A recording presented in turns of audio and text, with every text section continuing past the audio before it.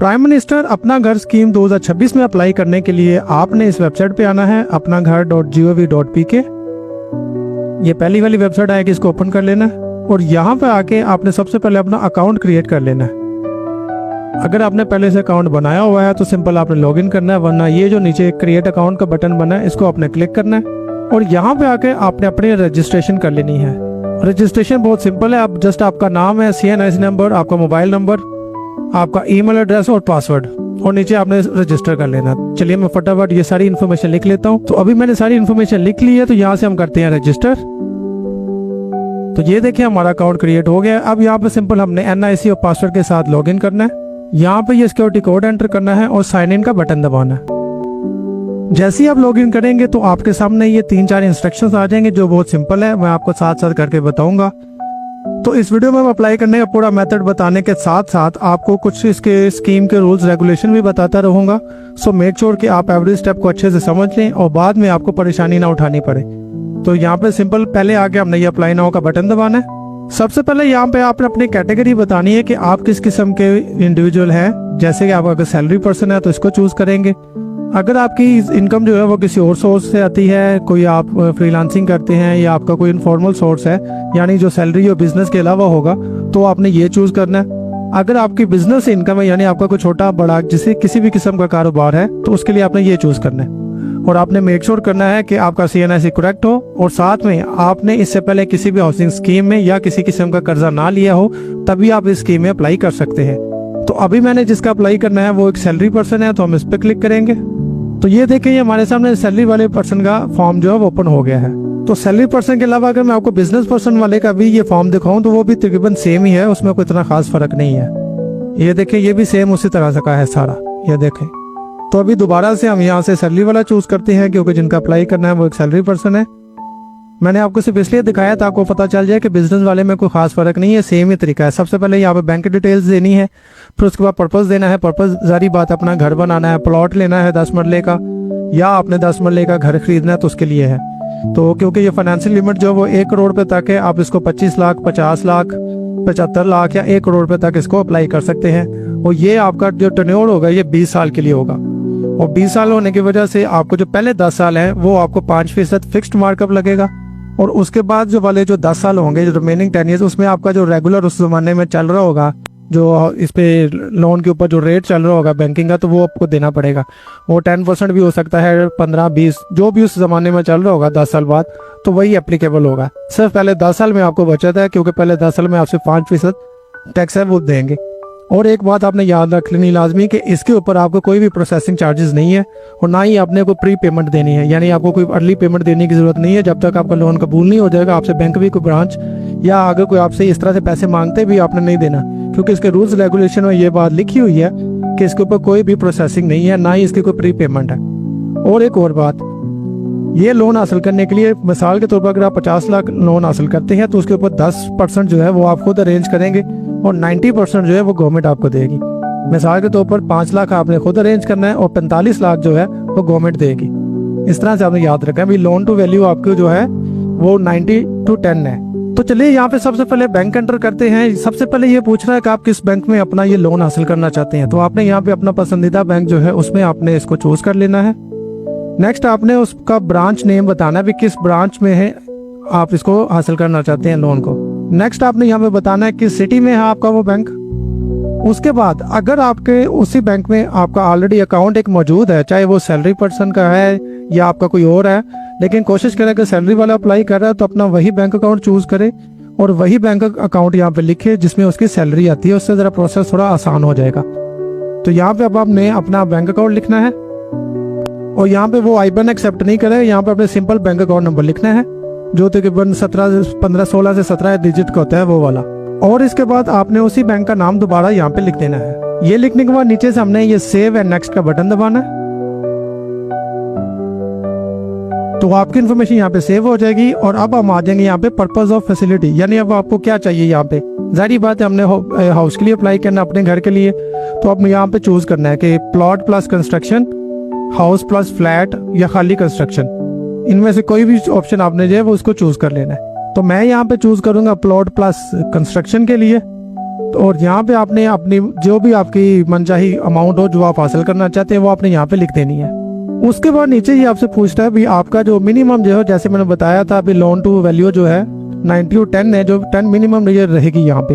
लेकिन अगर आप चाहते हैं कि आपने ज़्यादा इक्विटी अपनी तरफ से ऐड करनी है तो आप यहाँ से अपनी मर्जी की वैल्यू भी ऐड कर सकते हैं। मिसाल के तौर पर आप 30% अपने आप से ऐड करना चाहते हैं और बाकी अमाउंट जो 1 करोड़ में से बाकी 70 लाख आप गवर्नमेंट से चाहते हैं तो आप यहाँ पे 30% लिख देंगे। लेकिन अगर आप सिर्फ 10% ही ऐड करना चाहते हैं जो कि मिनिमम है यहाँ पे, तो आप 10% लिखेंगे, बाकी 90% जो है वो गवर्नमेंट की तरफ से आएगा। इसके बाद नेक्स्ट अब आपने बताना है कि आपकी जो प्रॉपर्टी जो आप यहाँ पे परचेज करना चाहते हो प्लॉट प्लस कंस्ट्रक्शन, वो किस सिटी में है, उस सिटी का नाम लिखेंगे। नेक्स्ट यहाँ पे आपने लोन की टेन्योर बतानी है, कितने साल के लिए आपको चाहिए। आप अपनी मर्जी से चूज कर सकते हैं, लेकिन मैक्सिमम यहाँ पे जो है वो 20 ईयर है, तो आपने 20 ही चूज कर लेना है।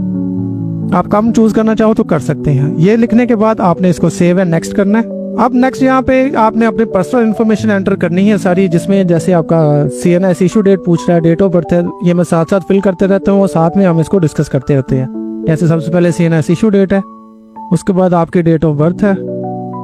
नेक्स्ट ईमेल खुद से ले लेगा वो। यहाँ पर आपने अपना मोबाइल नंबर एंटर करना है जो आपने पहले रजिस्ट्रेशन के टाइम पे यूज़ किया था, आप सेम वही दोबारा यूज़ कर सकते हैं। फिर आपका जेंडर आ जाएगा, आपके फादर का नाम आ जाएगा। फादर नेम के बाद आपने यहाँ पे फादर का NIC नंबर लिखना है। उसके बाद आपने बताना है कि अगर आप मैरिड हैं तो आपके नीचे कितने, यानी आपके बच्चे कितने हैं, तो वो सब डिटेल यहाँ पे लिखेंगे। अगर आपके कोई ज़ेरे कफालत लोग नहीं हैं तो यहाँ पे आप इसको ऐसे ही छोड़ देंगे तो ये चल जाएगा। नेक्स्ट अब यहाँ पे अपना मदर का नाम लिखना है। मदर नेम लिख लेने के बाद आपने अपने करंट जो रेजिडेंस है आपको उसका स्टेटस बताना है। क्या वो आपका अपना घर है, आप रेंट पे रह रहे हैं, या आपका रेंटेड अपार्टमेंट है, रेंटेड हाउस है, किसी हॉस्टल में है, या लिविंग विद फैमिली है, या अदर है। तो जो आपके रेलिवेंट यहाँ पे ऑप्शन होगी आपने उसको चूज कर लेना। मैं फिलहाल लिविंग विद फैमिली कर रहा हूँ। और अगर आप रेंट पे रहते हैं तो यहाँ पे अपने रेंट की अमाउंट बतानी होगी। अगर रेंट पे नहीं है, जैसे लिविंग विद फैमिली है, तो इसको आप 0 ही छोड़ सकते हैं। फिर आपने प्रोविंस चूज करना है अपना। प्रोविंस के बाद आपने रेलिवेंट जो आपकी डिस्ट्रिक्ट है उसको चूज करना है। फिर नीचे आपने करंट अपना जो है रेजिडेंस एड्रेस आपका वो आपने यहाँ पे लिखना है। नेक्स्ट ये मेलिंग एड्रेस भी लिखना है, तो अगर आपका परमानेंट और मुस्तकिल नेक्स्ट यहाँ पे अपने मेलिंग एड्रेस लिखना है। आप चाहे दोनों सेम भी लिख सकते हैं। इसके बाद यहाँ पे आपके को एप्लीकेंट की इन्फॉर्मेशन देनी है आपने। मिसाल के तौर पर अगर आप खुद अकेले अप्लाई नहीं कर रहे, आपका भाई भी आपके साथ अप्लाई करना चाह रहा है, तो वो एक ही एप्लीकेशन में दोनों एंटरटेन हो जाएंगे। यहाँ पे आप जैसे यस पे क्लिक करेंगे तो यहाँ पे आपने अपने उस भाई की, अपने वाइफ की जो भी इन्फॉर्मेशन होगी वो यहाँ पे एंटर करनी है। मिसाल के तौर पर उसका नाम आ जाएगा, उसके साथ रिलेशन क्या आपका, वो सन है, डॉटर है, वाइफ है, जो भी को एप्लीकेशन आपका इसमें बनेगा तो आप उसकी इन्फॉर्मेशन देंगे। अगर कोई नहीं है तो आपने सिंपल नो कर देना। अगर है तो आपने यहाँ पे यस करना है और यहाँ पे उसकी डिटेल एंटर करनी है। मेरे केस में यहाँ पे है तो इसलिए मैं इसकी इन्फॉर्मेशन एंटर कर दूंगा। यहाँ पे उसका CNIC नंबर आएगा, उसका मोबाइल नंबर आएगा। नेक्स्ट देन आपके जो को एप्लीकेंट होगा उसकी ईमेल आएगी, साथ में उसकी अगर इनकम है तो यहाँ पे आप लिख देंगे। अगर वो भी जॉब करता है कोई इस तरह से चीज़, तो उसकी जितनी भी सैलरी होगी वो आप यहाँ पे लिख सकते हैं। अगर नहीं भी है तो जितनी उसकी मंथली इनकम बनती है वो यहाँ पे आप लिख लेंगे।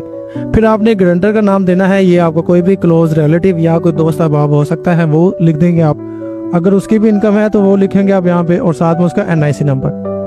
सेव और नेक्स्ट का बटन दबाने से पहले ऊपर अभी हमने अपनी पिक्चर ऐड करनी थी, जो भी हम छोड़ रहे थे उसको भी अपडेट कर देंगे। यहाँ पे आपने अपनी पिक्चर लगा देनी है। पिक्चर ऐड कर देने के बाद आप नीचे से अब हम इसको सेव एंड नेक्स्ट कर देंगे। नेक्स्ट यहाँ पे आगे आपके एम्प्लॉयमेंट डिटेल, यानी अब आप जो सैलरी पर्सन है उसने अपने एम्प्लॉयमेंट की डिटेल बतानी है कि वो कहाँ पे जॉब करता है, किस डिपार्टमेंट में है। तो यहाँ पे ये उसकी सारी इन्फॉर्मेशन आएगी। पहले नंबर पे जैसे एम्प्लॉयर का नाम है। उसके बाद नेक्स्ट आपने बताना है यहाँ पे आपकी जॉब कॉन्ट्रेक्चुअल है या परमानेंट है। तो आपने परमानेंट होने की सूरत में परमानेंट को चूज कर लेना है। फिर आपने एम्प्लॉयर का एड्रेस बताना है कि उसका एड्रेस है किधर का। यहाँ पे उस ऑफिस का एड्रेस आपका जो होगा वो यहाँ पे आ जाएगा। ऑफिस एड्रेस लिखेंगे आप यहाँ पे। नेक्स्ट आपने अपना डेजिग्नेशन बताना है कि जो भी उस ऑफिस में आपका डेजिग्नेशन आपकी वो यहाँ पे लिख देंगे। फिर आपने अपनी ज्वाइनिंग डेट बतानी है, जिस डेट को आपने उसको ज्वाइन किया था।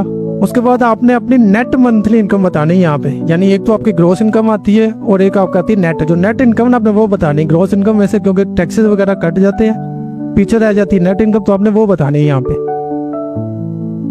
नीचे आपने अपने ऑफिस का कॉन्टैक्ट नंबर बताना है, जो आपका ऑफिस का वहाँ पे जो ऑफिशियल नंबर होगा आपका। हो सकता है यहाँ पे वो कॉल करके थोड़ी वेरिफिकेशन भी करें कि भी आप वाकई यहाँ के एम्प्लॉई हैं, और मजीद जो भी पूछना चाहें वो इस पे पूछ सकते हैं। ऑफिस का नंबर लिख लेने के बाद यहाँ पे आप पूछ रहे हैं अगर आपके यानी अगर आप इससे पहले किसी और डिपार्टमेंट में काम कर रहे थे और अब आप करंट डिपार्टमेंट में काम कर रहे हैं, तो यहाँ पे अपने प्रीवियस डिपार्टमेंट जो अभी आप काम कर रहे हैं उससे पिछले डिपार्टमेंट का नाम जो है वो आपने यहाँ पे लिखना है। अगर कोई होगा लिख दे, नहीं होगा तो इसको आप खाली भी छोड़ सकते हैं। ये इन्फॉर्मेशन फिल कर लेने के बाद आपने सेव एंड नेक्स्ट का बटन दबा, तो ये यहाँ तक आपकी इन्फॉर्मेशन सारी सेव होगी। अब हमने यहाँ पे अपने डॉक्यूमेंट्स अपलोड करने हैं, जिसमें सबसे पहले आपके CNS की फ्रंट बैक है, फिर आपके एम्प्लॉयमेंट सर्टिफिकेट है। यानी एम्प्लॉयमेंट सर्टिफिकेट से क्या मुराद है, आप अपने ऑफिस में अप्लाई करेंगे, अप्लाई करने के बाद वहाँ से आपको एक सर्टिफिकेट मिल जाएगा कि हाँ जी आप हमारे एम्प्लॉय हैं और यहाँ पे स्टेट से काम कर रहे हैं। फिर अकाउंट मेंटेनेंस सर्टिफिकेट, ये होता है आपका बैंक अकाउंट का, और जो आपने कम से कम पिछले 6 माह का लेना होता है, वो आपको बैंक आपका जारी करता है कि ये आपका अकाउंट हमारे पास होल्ड है पिछले 6 माह से, ये इतनी देर से, वो उसमें लिख देते हैं। फिर नेक्स्ट ऑफ किन का CNS आएगा, यानी जैसे मैंने अपना को एप्लीकेंट लिखा है तो मैं उसकी ऐड कर सकता हूँ, या अगर आप नहीं भी लिखा तो नेक्स्ट ऑफ किन में आप आपका भाई, आपकी वाइफ, आपकी बहन, आपके वालिद साहब, किसी का भी NIC की फ्रंट और उसकी बैक आ जाएगी। फिर यहाँ पे आपकी सैलरी स्लिप अपलोड होगी और ये 6 मंथ की बैंक स्टेटमेंट, ये अकाउंट मेंटेनेंस सर्टिफिकेट होगा, अलग चीज़ है ये भी नोट कीजिएगा। और ये आपके 6 मंथ की जो बैंक स्टेटमेंट, ये अलग चीज़ होगी, ठीक है। इसको आपने मिक्स नहीं करना, मेंटेनेंस अलग से लेनी है, स्टेटमेंट आपने अलग से लेनी है।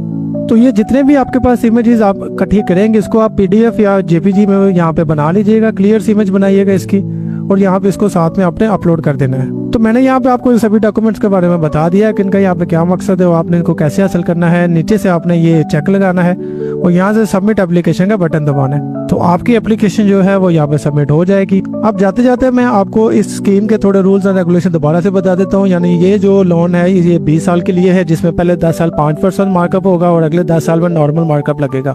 उसके बाद आप 25 लाख, 50 लाख, 75 लाख या 1 करोड़ तक का लोन ले सकते हैं, जिससे आप 10 मरले का फ्लैट, 10 मरले का प्लॉट या 10 मरले के प्लॉट के ऊपर अपने कंस्ट्रक्शन वगैरह कर सकते हैं। इसमें आपके कमर्शियल बैंक्स भी शामिल है, इस्लामिक बैंकिंग भी शामिल है, माइक्रो फाइनेंस बैंक भी, और हाउस बिल्डिंग फाइनेंस कॉर्पोरेशन भी इसमें शामिल है। इसकी आपसे कोई प्रोसेसिंग कॉस्ट नहीं ली जाएगी, ना ही आपसे कोई प्री पेनल्टी आप पे ऐड डाली जाएगी इसकी। और जो लोन टू इक्विटी रेशियो इसमें वो 90% लोन आपको गवर्नमेंट देगी और 10% इक्विटी मिनिमम आपने ऐड करनी है।